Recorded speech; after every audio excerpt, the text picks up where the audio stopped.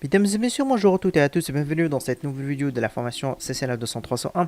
Un plaisir de vous retrouver dans cette nouvelle vidéo, nouvelle présentation et un nouveau module qu'on va entamer ensemble, qu'on appelle les Access Control List ou bien les ACL. Alors on va pas se tarder, on va commencer notre présentation. Alors, hop, c'est parti. Alors, les ACL, c'est quoi les ACL? Alors, les ACL, déjà, c'est l'abréviation de Access Control List. Donc, le A, c'est pour Access, le C pour le contrôle et le L, c'est pour liste. Alors, la traduction en français, c'est-à-dire, c'est la liste de contrôle d'accès. Alors, avant que je commence une introduction pour les ACL, je comprends très bien, c'est que une liste de contrôle d'accès, alors, ça me permet de contrôler certains types d'accès au niveau de mon réseau et qui traversent en fait mes équipements. Eh bien, bien évidemment, c'est ça. C'est qu'une liste de contrôle d'accès, en fait, c'est un ensemble séquentiel d'instructions, d'autorisation ou de refus qui s'applique aux adresses et aux protocoles de couche supérieure. Je m'explique, c'est que, je prends un exemple assez simple, j'ai un routeur. Ok, donc là j'ai un routeur, très bien. Sur mon routeur là, j'ai besoin en fait de faire en fait un contrôle d'accès par rapport à tous les réseaux qui traversent par exemple cet équipement. Admettons derrière cet équipement en fait on a plusieurs réseaux, mais en fait nous on a besoin de faire en fait un contrôle d'accès. Alors dans ce cas-là, meilleure idée qu'on peut appliquer au niveau pour appliquer ce type de contrôle d'accès, c'est ce qu'on appelle les ACL. Très bien. Alors au niveau de ces ACL là qui représentent la liste de contrôle d'accès, il est composé de plusieurs rules, en fait des règles. Alors, ces règles-là, en fait, on va le définir en fonction de type d'ACL. Est-ce que c'est un type d'ACL standard ou bien un type d'ACL étendu? Alors, tout ça, là, en fait, on va le voir dans la partie pratique et dans les prochains diapos. Je m'explique plus, c'est que au niveau des ACL, en fait, ce sont des règles que moi je vais le définir en fonction de type d'ACL. Par exemple, je peux dire euh, lorsque j'ai un trafic qui vient en provenance de réseau A, c'est-à-dire c'est la source, vers, vers le réseau B qui est la destination. Donc ça, c'est la source et la destination sur le port 80. Alors, dans ce cas-là, je fais en fait un permit. Donc c'est-à-dire là, je vais autoriser. Cependant, si j'ai le réseau A qui est la source et j'ai le réseau B qui est la destination et qui part sur le port, par exemple le port 21 qui correspond au FTP pour le transfert des fichiers, là je vais faire en fait un deny. En fait, c'est ça à quoi correspond une ACL. Donc, une ACL, une liste de contrôle d'accès, en fait, c'est un ensemble des règles qu'on peut le définir. Et du coup, là, et ces règles-là, il est composé de certaines instructions. Et ces instructions-là, soit en fait, on va autoriser ou faire un refus qui s'applique aux adresses et aux protocoles de couche supérieure. Dans ce cas-là, des protocoles de couche supérieure, comme je vous ai donné l'exemple, ici j'ai le port 80 qui correspond par exemple au le HTTP, donc pour le service web, et le port 21 c'est pour le FTP. Ok. Donc c'est ça en fait principalement, c'est quoi une ACL ou bien une liste de contrôle d'accès. Très bien. Par ailleurs, sur le deuxième point, j'ai rajouté, c'est que la liste de contrôle d'accès représente un outil puissant pour contrôler le trafic entrant ou sortant d'un réseau. Sur chaque routeur, on prend le même exemple que avec lequel j'ai commencé. Donc chaque routeur, en fait, il est composé d'une interface, par exemple, entrante et une interface sortante. Très bien. Après, comment on définit une interface entrante ou bien une interface sortante, c'est tout dépend de la direction du trafic, hein. Parce que là, moi je peux pas, parfois je peux avoir une interface parfois, en fait, je peux avoir sur un routeur qui est dans le backbone, en fait, qui est lié avec plusieurs réseaux, mais c'est tout dépend de la direction de mon trafic. C'est là où on peut définir le trafic entrant ou bien l'interface entrante et l'interface sortante. Ok. Bon, admettons sur ce routeur-là, j'ai cette interface, par exemple, fast 00, c'est l'interface entrante. Et là, sur le fast 0/1, c'est l'interface sortante. Très bien. Alors, Les ACL, lorsque nous on les configure, et comme je vous ai dit, en fait, il est composé de certaines règles, et ces certaines règles, en fait, c'est un ensemble séquentiel d'instructions qui correspond soit en fait à une autorisation ou bien un refus en se basant sur certains critères, notamment des adresses IP source, ou bien aussi des adresses IP source et des adresses destination, ainsi ainsi qu'un numéro de port de destination, bien un service. Après, lorsqu'en fait nous on définit ces ACL qui représentent en fait un ensemble de règles, c'est que maintenant il faut appliquer cet ACL en fait sur une interface. Est-ce qu'il faut l'appliquer sur une interface entrante ou bien en fait sur une interface sortante? Bah, bien évidemment, en fait, c'est ça. C'est qu'aujourd'hui, si on peut les mettre en entrée sur l'interface, c'est-à-dire en fait on applique cet ACL sur une interface entrante, ce qui signifie c'est que tous les paquets qui attendent notre routeur confronteront la liste d'accès et devront être comparés à la liste d'accès avant qu'ils soient ou bien avant qu'ils seront envoyés vers une interface de sortie et avant même que la décision du protocole de routage soit prise. Cependant, on peut aussi en fait appliquer une ACL sur le trafic sortant, c'est-à-dire en fait sur l'interface sortante principalement, c'est ça. Et dans ce cas-là, c'est en fait il consiste à mettre la liste d'accès en sortie, et dans ce cas c'est que les paquets IP passeront par notre routeur. Une fois qu'ils quittent l'interface, ils seront vérifiés par rapport à la liste d'accès que on avait définie. Ok, donc c'est ça en fait ce que veut dire le deuxième point, c'est que la liste de contrôle d'accès représente un outil puissant pour contrôler le trafic entrant ou bien le trafic sortant d'un réseau. Très bien. Alors là je passe au prochain diapo. Hop.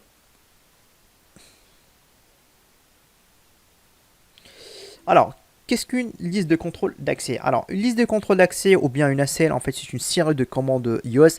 Alors, comme vous savez, aujourd'hui, on est en train de voir une formation Cisco. Dans ce cas-là, les ACL, comment ils seront appliqués au niveau de mes équipements? Par exemple, là, on reste toujours dans le cadre d'un équipement routeur. Donc, une ACL, en fait, ce sera appliqué plus en fait via des commandes iOS qui déterminent si un routeur achemine ou bien abandonne les paquets en fonction des informations contenues au niveau de son entête de paquet. Alors comme j'ai expliqué, après c'est tout dépend de type d'ACL en fait que nous en fait on va adopter au niveau de notre configuration. Principalement ce que ce sera une ACL de standard ou bien une ACL qui sera étendue avec plus d'informations, avec plus de critères et avec plus de paramètres. Dans ce cas-là, le routeur donc il va prendre une décision, soit il va acheminer ou bien abandonner le trafic en fonction de l'action que nous on avait définie au niveau de notre ACL. Parce que principalement au niveau d'une ACL, soit en fait on a du permit. Alors là, ça veut dire c'est autorisé. Ou bien en fait c'est deny. Là, c'est-à-dire c'est pour refuser. Ok. Très bien. Alors, une fois configuré, c'est-à-dire une fois que nous avons configuré donc les listes de contrôle d'accès, donc la liste ou bien les listes de contrôle d'accès en fait il assure les tâches suivantes. Alors parmi les tâches qu'il assure, c'est qu'ils fournissent un niveau de sécurité de base pour l'accès réseau. C'est-à-dire c'est que je peux définir à partir de réseau A vers le réseau B. Si le réseau A veut partir vers le réseau B et qu'ils veulent rejoindre le réseau B, par exemple, ou bien on prend un exemple assez simple. Hein. Hop. Alors j'ai un host par exemple qu'on appelle le C. Alors ça en fait, le C c'est en fait un host. Alors le host C veut rejoindre le host D. Sur par exemple ou bien sur le port 80. Dans ce cas-là, nous en fait on va définir l'accent et l'accent ça sera soit permit ou bien deny, et c'est ça en fait ce que veut dire, c'est qu'il permet de fournir un niveau de sécurité de base pour l'accès réseau. C'est-à-dire c'est que le host C peut rejoindre le host D sur le port 80, alors là c'est permit, alors que sur le port 21, alors dans ce cas-là je vais faire un deny. Alors dans ce cas-là, j'applique une telle sécurité. Très bien. Alors, il filtre le trafic en fonction de son type. Principalement, ce que veut dire ça, c'est que est-ce que déjà en fait c'est un type de trafic, est-ce qu'un type de trafic TCP ou bien c'est un type de trafic de type UDP. Après, voilà, on peut élargir un peu plus l'idée.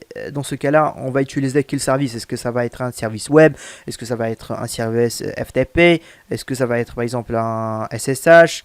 Est-ce que ça va être par exemple un... Hop, excusez-moi. Est-ce que par exemple ça va être un service SSH? Ou bien ça va être un service Telnet? Ou bien même en fait ça va être un type de trafic de type ISMP?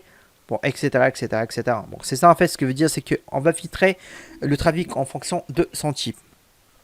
Et finalement, c'est qu'il filtre les hosts pour autoriser ou refuser l'accès aux services sur les réseaux. Et c'est ça en fait que j'ai expliqué dans le premier point et le deuxième point.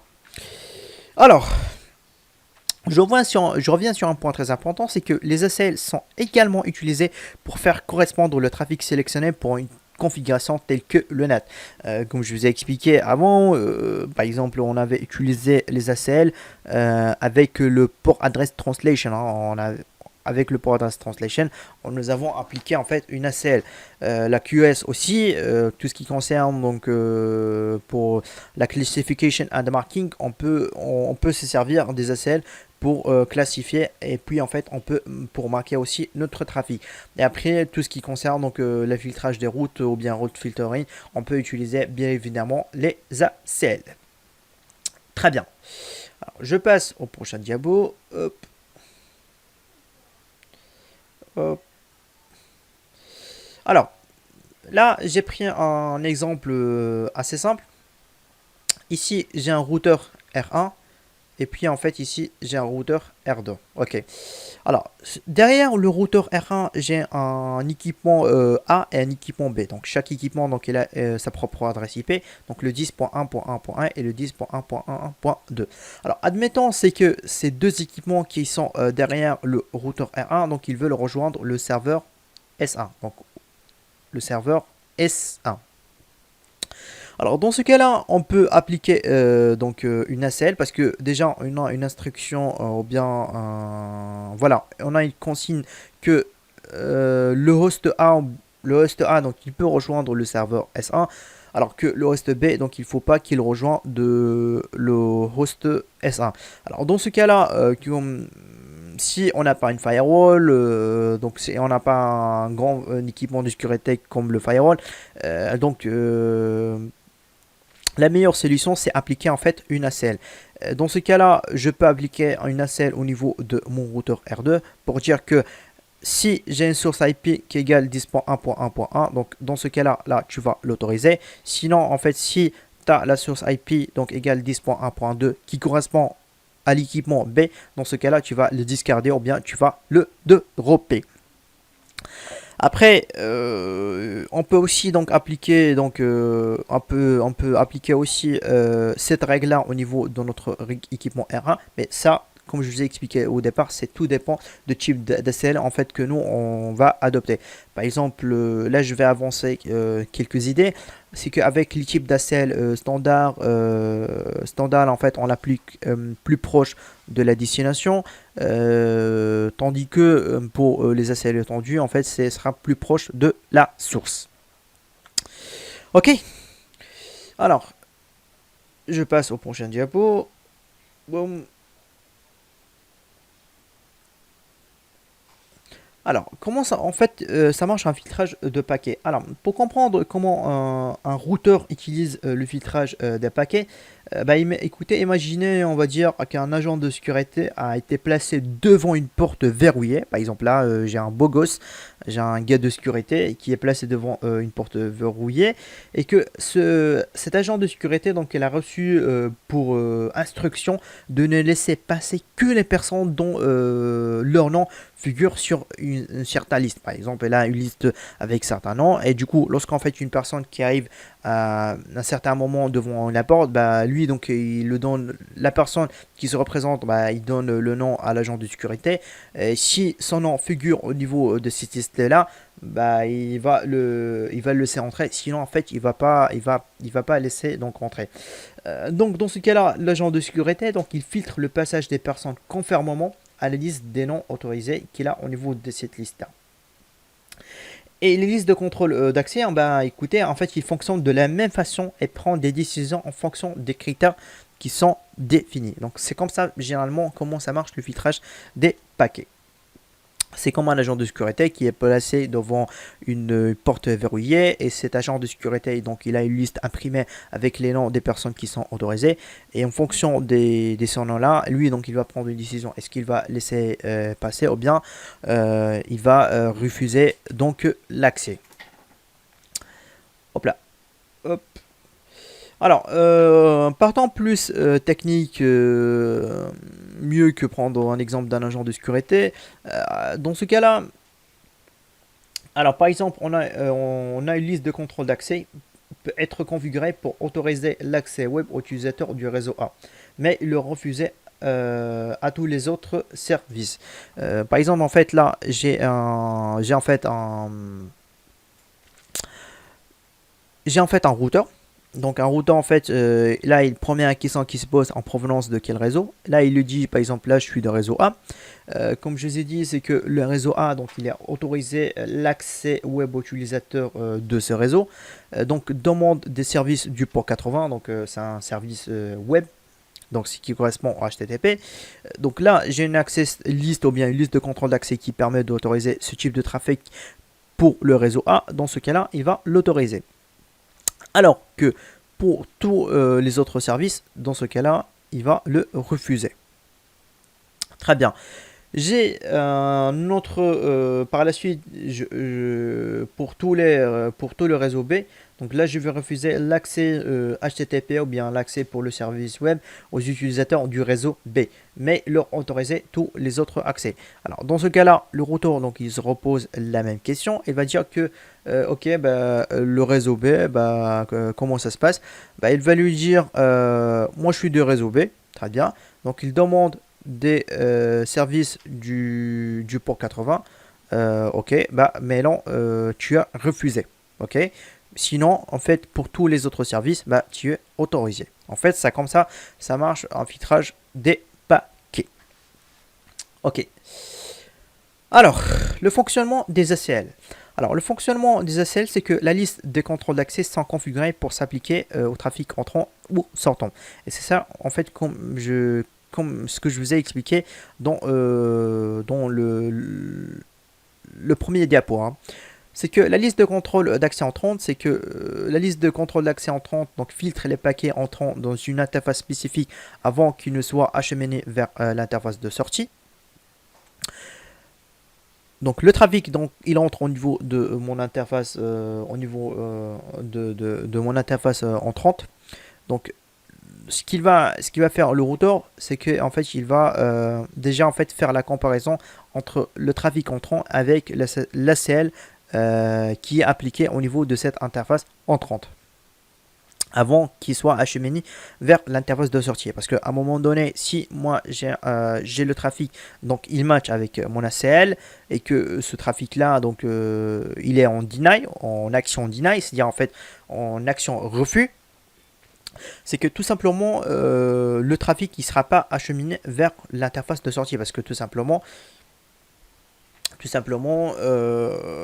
le trafic en fait il correspond à cet ACL, et du coup là il peut pas sortir de l'interface de sortie. Par contre, si j'ai une liste de contrôle d'accès sortante, dans ce cas là, ce qui arrive, c'est que les listes de contrôle d'accès sortante filtrent les paquets après qu'ils ont été routés.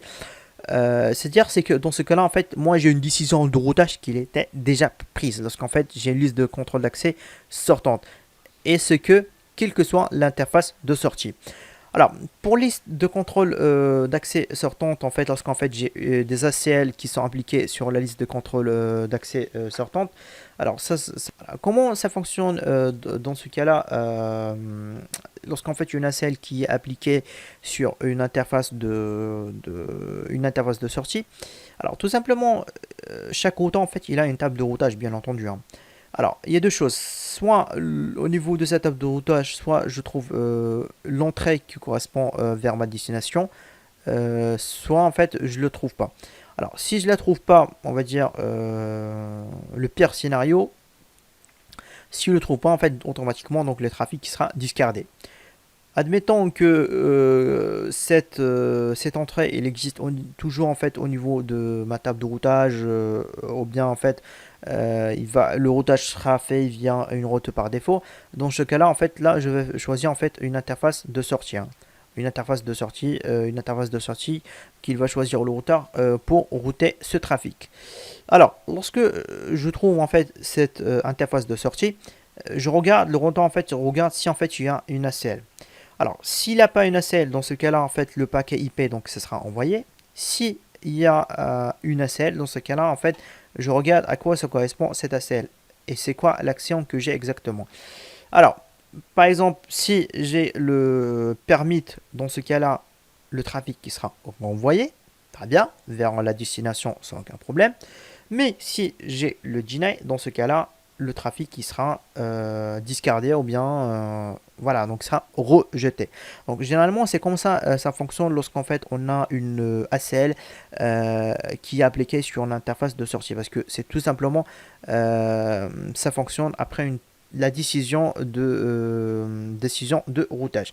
Et c'est ça ce que nous avons vu, c'est que la liste de contrôle d'accès sortante filtre les paquets après qu'ils ont été routés, et ce quelle que soit l'interface de sortie. Alors, les types des ACL. Alors, il existe deux types de listes de contrôle d'accès et deux types des ACL sur des équipements Cisco. Et comme j'ai expliqué avant, donc il y a soit les ACL standards ou bien les ACL étendus. Alors, c'est quoi la différence entre un ACL standard et un ACL ou bien une ACL étendue, excusez-moi. Alors, une ACL standard ou bien une liste de contrôle d'accès standard peut être utilisée, bien entendu, pour autoriser ou bien refuser un certain type de trafic. Sauf que autoriser ou bien refuser le trafic uniquement depuis des adresses sources. Alors, lorsque je dis uniquement depuis des adresses sources, soit en fait depuis un subnet ou bien en fait depuis des hosts. Et dans ce cas-là, la destination du paquet et les ports concernés ne sont pas évalués, donc ne seront pas en fait évalués par cet ACL standard. Cela veut dire c'est que aujourd'hui, si moi j'ai besoin en fait de matcher un trafic pour faire une telle action autorisée, c'est-à-dire en fait permit ou bien deny juste avec son adresse IP source ou bien juste avec le réseau source, dans ce cas-là une ACL standard, donc ça répond à mon besoin. Très bien. Avec une liste de contrôle d'accès étendue, en fait, le filtrage des paquets peuvent être utilisés pour autoriser ou refuser en fonction de différents critères.